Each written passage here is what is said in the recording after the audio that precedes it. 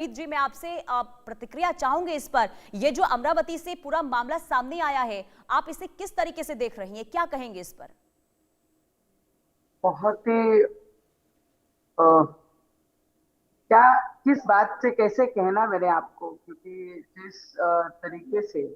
जी। जिस तरीके से ये लोग काम कर रहे हैं, क्योंकि नासिक में अभी एक कॉर्पोरेट ऑफिस में हम्म। ये खुद को साहब बॉस बनाकर हमारी लड़कियों से जबरन नमाज पढ़ाया जाता था, हम्म। जबरन कमले पढ़ाए जाते थे, जबरन उन्हें बीफ का मटन खिलाया जाता था और उनको नौकरी के नाम पे धर्म के परिवर्तन का काम वहां पर किया जा रहा था। अश्लील वीडियो बनाए जाते थे, वीडियो रिकॉर्ड किए जाते थे। अब उस पर कार्रवाई हुई नहीं कि दूसरी चीज हमारे अमरावती में परतवाड़ा शहर है हमारा, वहां पर ये देखने को मिल रहा है। मुझे लगता है जो भी ये कर रहे हैं, जी। जिस भी तरीके से अभी हमारे वहां पर नगर अध्यक्ष जो हैं, वो मैडम ने अभी उनका घर गिराया है।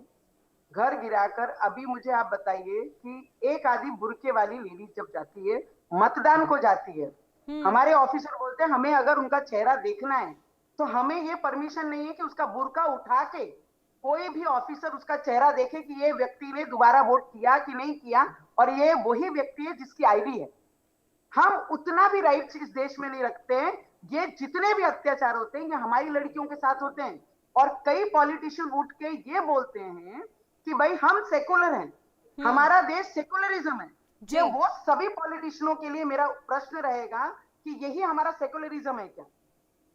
यही हमारा सेकुलरिज्म है कि हमारी बेटियों के साथ में अश्लील काम किए जाते हैं, अश्लील वीडियो बनाए जाते हैं? हम्म। तो मेरी तो मांग हमेशा से यही रहेगी कि इनके घर तो तोड़ने ही है, हम्म। पर इनका सिटीजनशिप इस देश का वो भी रद्द करना चाहिए, इन्हें उठा के पाकिस्तान भेज देना चाहिए। मेरा इतना ही बोलना है। जितने भी दुहाएं देते हैं ना ये बाकी के पार्टी सेकुलरिज्म के नाम पे, इनको सेकुलरिज्म का मतलब पूछना है कि हमारी लड़कियां हमारी नहीं है और इनकी लड़कियां इनकी लड़कियां हैं। इनके हम्म। बुरके वालों के साथ एक वीडियो मुझे बताइए कि कौन सा वायरल हुआ और कौन सा इन्होंने अश्लील धंधे किए हैं उनके साथ में। इनको हमारी लड़कियां क्यों मिलती हैं? हमारी लड़कियों के साथ में क्यों अत्याचार होते हैं? उनको ही क्यों कलमा पढ़ाई जाती है? उनको कोई नमाज पढ़ाई जाती है? उनको कोई क्यों बीफ खिलाया जाता है? उनको उनका ही वीडियो क्यों वायरल किया जाता है? एक हम्म। आधी लेडीज का बुरका उतार के देखिए कौन सा वीडियो आया है। इनको पूछो कि सिर्फ हमारी लड़कियां ही क्यों? ये करते हैं लव जिहाद, ये करते हैं धर्म परिवर्तन, ये हम्म। करते हैं आतंक, ये बनते हैं टेररिस्ट। और यही हमें हम लोगों को इल्जाम लगाते हैं कि हम अपने धर्म का प्रचार प्रसार करते हैं। इनको तो उठा के पाकिस्तान फेंक देना चाहिए।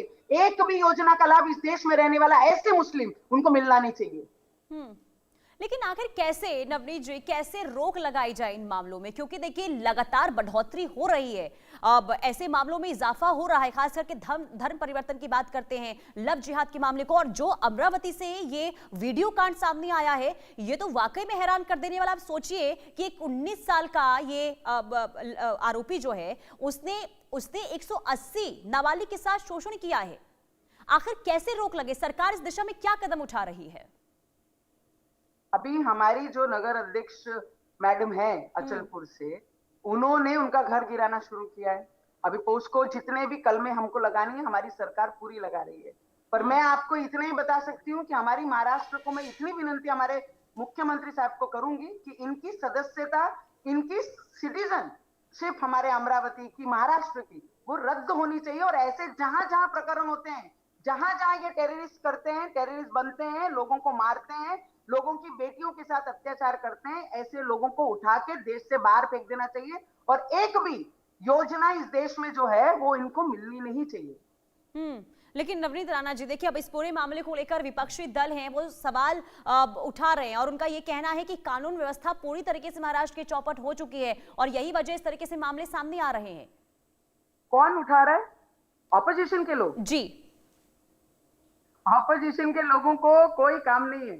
हम्म। ऑपोजिशन के लोग दुहाई देते हैं। जी। अब जब 33% महिला रिजर्वेशन बिल आ रहा है पार्लियामेंट में, हम्म। तो सबको विनती करनी पड़ रही है कि भाई महिलाओं को सपोर्ट करो, महिलाओं के साथ खड़े रहो। यही वो हम्म। ऑपोजिशन है। तो पार्लियामेंट में भी महिलाओं रिजर्वेशन बिल के लिए अपोज में जा रही है। ये कहती है नॉर्थ को सपोर्ट होगा, साउथ को नहीं होगा, ईस्ट को होगा, वेस्ट को नहीं होगा। यही ऑपोजिशन की लोग हैं जो महिलाओं को सपोर्ट नहीं करते, सिर्फ अपनी राजनीतिक रोटियां सेकते हैं। तो ये ऑपोजिशन सिर्फ रोटियां सेकने के लिए है, महिलाओं के साथ खड़े रहने के लिए नहीं। जो रिजर्वेशन पे सपोर्ट नहीं कर सकते, तो इनके जो वोटर्स हैं उनका विरोध ये कैसे करेंगे? एक ऑपोजिशन व्यक्ति ये व्यक्ति का विरोध नहीं करेगा। जितने भी लोग जा रहे हैं वो सिर्फ सरकार में हैं और वो मांग कर रहे हैं कि इस पे कार्रवाई करो, इनका घर गिराओ, इनको देश से बाहर करो। ये ऑपोजिशन नहीं बोल रही है, क्योंकि वोटों की राजनीति कर रही है ऑपोजिशन, लोगों के लिए राजनीति नहीं कर रही है, महिलाओं की सुरक्षा के लिए राजनीति नहीं कर रही है, महिलाओं को आगे बढ़ाने के लिए राजनीति नहीं कर रही है। 33% आरक्षण, महिलाओं को रिजर्वेशन मिले इस देश में, विधानसभा में और लोकसभा में, उसकी राजनीति नहीं कर रही है। सिर्फ मेरा घर, मेरा परिवार, मेरा बेटा, मेरी बेटी, बस इसके लिए राजनीति हो रही है, अपना घर भरने के लिए कर रही है। आपके लिए और हमारे लिए राजनीति नहीं हो रही ऑपोजिशन की। बिल्कुल। और मैं आपसे ये जवाब चाहूंगी अब आगे, क्योंकि देखिए लड़कियों की, महिलाओं की सेफ्टी को लेकर यहाँ पर बहुत गंभीर सवाल उठ रहे हैं। तो ऐसे में स्थानीय तौर पर अब महिलाओं की सेफ्टी के लिए क्या कदम उठाए जा सकते हैं? नवनीत राणा जी। मैं बोलूंगी जितनी भी लड़कियों के साथ अत्याचार हुआ है वो सभी महिलाएं ने, सभी लड़कियों ने बाहर आना चाहिए। हम जैसी महिलाएं उनके साथ रहेंगे, उनके ऊपर आंच भी नहीं आने देंगे। उन्होंने खुल के हिम्मत से बाहर आकर आवाज उठानी चाहिए। अगर वो लड़कियां आवाज उठाएंगी तो शायद आने वाले समय में बहुत सारी लड़कियों की जान बचेगी, बहुत सारी लड़कियों को ट्रैप होने से हम बचा पाएंगे। हम चिल्ला चिल्ला के कहते हैं लव जिहाद ये लोग करते हैं, हम चिल्ला चिल्ला के कहते हैं ये हमारी लड़कियों का वापर करते हैं, हम चिल्ला चिल्ला के कहते हैं हमारी लड़कियों का यूज ये करते हैं, हम चिल्ला चिल्ला के कहते हैं। लड़कियों ने भी हिम्मत रखकर बाहर आकर अपनी आवाज बुलंद करनी चाहिए, उसके साथ हम खड़े रहेंगे। बिल्कुल। और नवनीत राणा जी, देखिए सिर्फ अमरावती की बात नहीं है, बल्कि देखिए अभी नासिक से खबर सामने आई थी, जहां एक आईटी कंपनी टीसीएस, ये खबर आपने सुनी होगी, जहां पर कैसे अब लड़कियों का वहां पर धर्म परिवर्तन करवाया जाता था, जबरन वहां पर बुर्का पहनने को लेकर फोर्स किया जाता था। तो आप समझिए कि अगर नामचीन ऐसी कंपनियों में ये सारी चीजें हो रही हैं तो क्या अब आगे परिस्थिति बनती हुई देख रही है? क्या कहेंगे इस पूरे मामले को लेकर? मैं वही कह रही हूँ, मैंने शुरुआती में ही नासिक का सबसे किया कि आईटी कंपनी खोल के मैं लड़कियों को भी विनती करूंगी कि इनकी कोई भी कंपनी में काम करके कोई फायदा नहीं है, क्योंकि इनकी बुद्धि सिर्फ वहां तक काम करती है। किसको गोली मारनी है, किसका वीडियो बनाना है, किसको बीफ खिलाना है, किसके साथ अत्याचार करना है, लव जिहाद किसके साथ करना है, इनका मोटिव, इनका दिशा, सब चीजें डायरेक्शन ठहरी हुई हैं। तो लड़कियों को भी कहूंगी, ये कितनी बड़ी कंपनी भी अगर चला रहे होंगे तो इनके यहाँ काम करने जाना नहीं, क्योंकि इनकी दृष्टि में सिर्फ हमारी लड़की।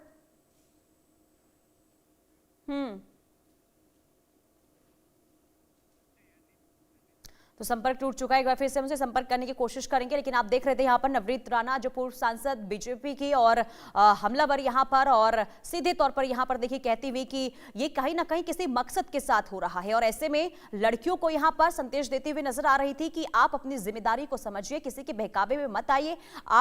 आप जो है, आप तमाम चीजों को लेकर पहले अगर किसी तरीके से आप पर बुर्का पहनने को लेकर, धर्म परिवर्तन को लेकर फोर्स किया जाता है तो आप संभल